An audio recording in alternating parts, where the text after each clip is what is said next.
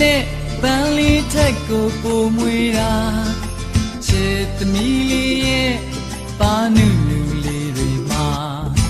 ငယ်ကလေးများရဲ့တီးခြင်းထက်ပိုချိုများတာ